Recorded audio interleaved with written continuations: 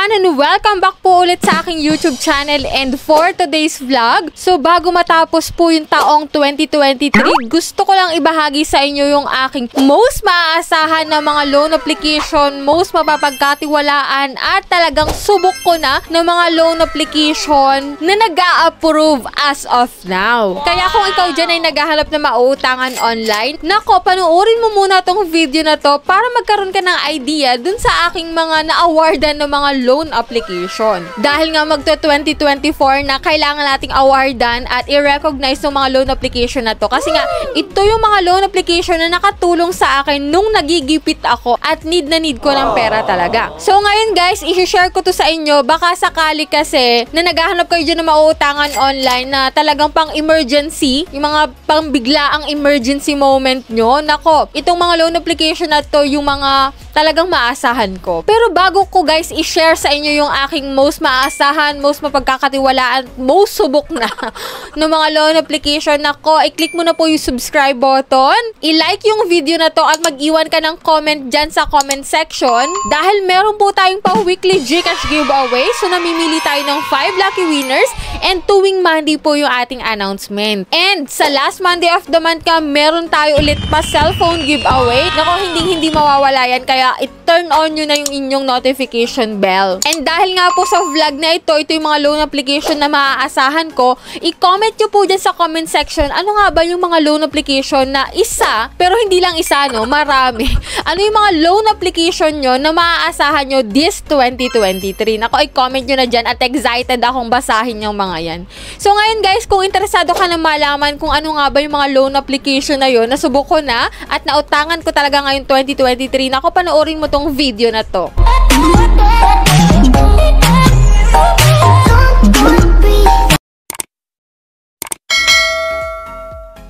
So, bago ang lahat guys, bago tayo mag-start, mag-disclaimer muna ako, no? Kasi hindi po ako promoter ng mga loan application na to. Kasi dito, nag-share lamang ako ng mga experience ko, kung anong meron sa application na to at kung magkano ba talaga yung nauutang ko dito. So, ngayong taong 2023, hindi talaga natin maiiwasan na meron tayong biglaang emergency moment. Is yung sweldo natin is hindi sapat sa mga biglaang emergency natin, di ba? Minsan nagkukulang yung ating pera na kung saan talagang mai-stress tayo, kung saan tayo uutang or hihiram ng pera. Ito nga i-share ko sa inyo, ito yung mga loan application na nasandalan ko yung oras na nangangailangan talaga ako ng pera, nung kulang talaga, no? Pero yung mga loan application na babanggitin ko dito, may mga good side to and may bad side na rin, syempre. So, much better po na maging responsible borrower tayo para yung mga loan application na to is magtiwala din na pautangin tayo. Mas maganda na meron tayong build relationship sa mga loan application na to kasi kung meron tayong bad credit history at ipinagpatuloy natin yung bad credit history na yun, ako, wala na pong magpapautang sa atin at lagi tayong mare-reject sa mga loan application na a-applyan natin. So, ang unang-una na dito guys is si Gcash. Alam nyo ba, sa tagal-tagal ko nang nagagamit itong si Gcash, hindi ko pa rin na-unlock si Ggives ni Gloan. Pero okay naman na kasi na-unlock ko si Gcredit and ang credit limit ko na dito is umabot na siya ng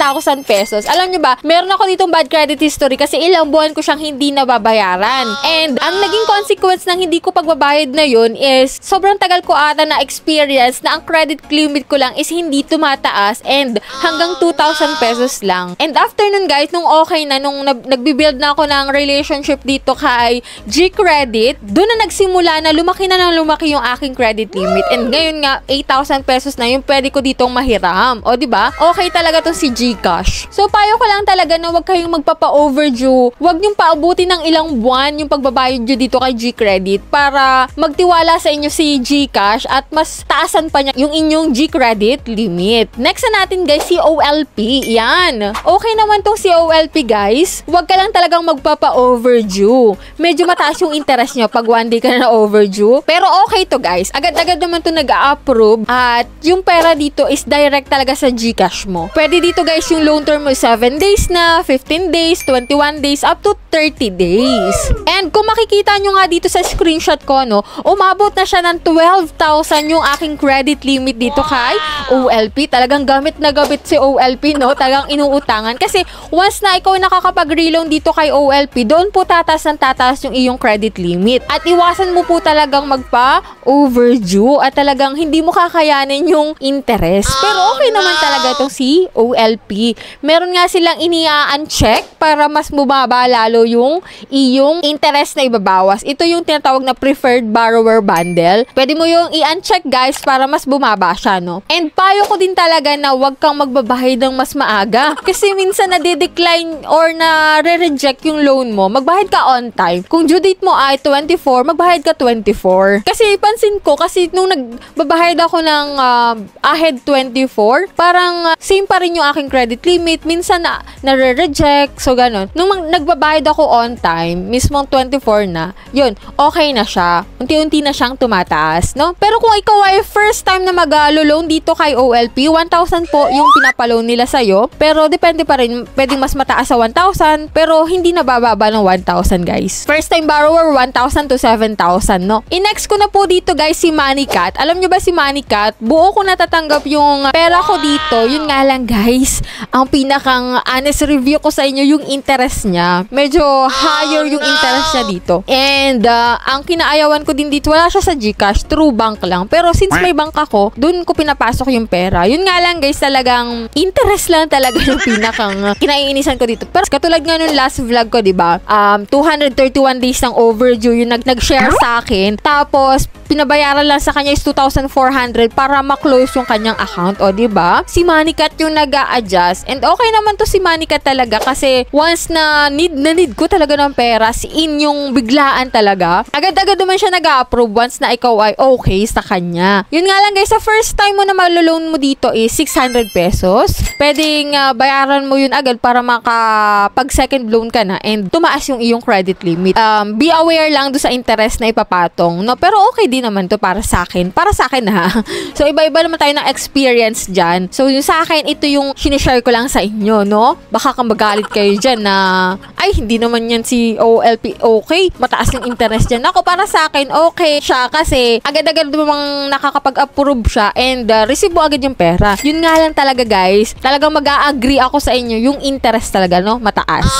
Next na natin, guys, si Digido. Yan, si Digido. May mga against din dito pero sa akin, okay naman to kasi nga, once na need mo talaga ng pera, yan, agad-agad naman yan. Approve naman. And then, payo ko lang sa inyo dito, once na may loan kayo kay Digido, wag niyo nang paabutin doon sa due date niya. Kasi araw-araw to nataas yung interest niya po eh. Parang daily, parang araw-araw talaga na dadagdagan yung interest niya. So, kung nagkapera ka na ng 3 days, nagkapera ka na 4 days, bayaran mo na agad para hindi na ganun kataas yung babayaran mong interest. Kasi parang daily yung interest dito kay Digido. Pero pag ikaw po ay first time, pwede mong malong dito is 1,000 to 10,000 pesos. Pero nung ako nag-loan guys is nasa 2,000, around 2,000 ata yung na-receive ko. And dito kay Digido guys, pwede sa e-wallet, pwede sa GCash, no? And pwede mo ring i-extend. Halimbawa, wala ka pang pambayad dito kay Digido, pwede kang magbayad ng PayPart. Ayun, saka ma-extend na yung loan mo. Kung wala ka pang pambayad doon sa due date mo, pwede mo siyang i-extend, no? Next na tayo guys kay Mabilis Cash. Ayan, mabilis din to. Mabilis din to mag-approve si Mabilis Cash.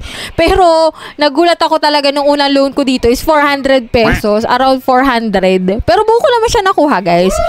Pag 400 pesos, pwede mo siyang bayaran agad. And then, sa second loan amount ko guys, 4,000 na. Nabigla nga ako. Umangat talaga siya ng 4,000 pesos after ko magbayad ng 400 pesos sa unang loan ko. And then guys, yung term dito is kada 15 days ng 15 days. So, sa unang loan mo, pwedeng 15 days, pwedeng 30 days. So, yun. 15 kada 15 ng 15 naman yung bayaran. At ang kaganda dito kay Mabilis Cash, pwede po ito sa GCash. And last but not the least. So, bakit last but not the least? Kasi hindi ko naman kayang ilahat dito sa vlog natin yung mga loan application na talagang nautangan ko at so far talagang nag-a-approve. So, sa akin dito, last ko po ay si Mr. Cash. Sabi ko nga, diba, nung vlog ko, ito yung most one of the best recommended loan application ko so far. Kasi dito umabot na 16,000 pesos yung aking credit limit and nabababaan ako sa kanyang interest. So, kasi nga meron ako dong mga referral bonus. Once na ikaw ay ni-refer mo yung link mo and then may umutang, meron kang bonus and then pwede mo yung ibawas dun sa interest na once na mag-loan ka dito kay Mr. Cash yun, pwede mong buo makuha. Nagandahan ako kay Mr. Cash nun. Dito guys, at unang-una dito, sa first time loan mo, 18 days agad. Pwede nga dito ng 30 days no kapag nag-second loan ka na. Kasi 'di ba sa mga loan application na naglalabasan ngayon, 7 days lang, 10 days lang. Nung lumabas talaga si Mr. Cash, nung bago pa lang siya, 18 days agad siya. And then around 1,500 yung pwede mong ma-loan sa kanya. Pwede ka mamili 1,000 or 1,500.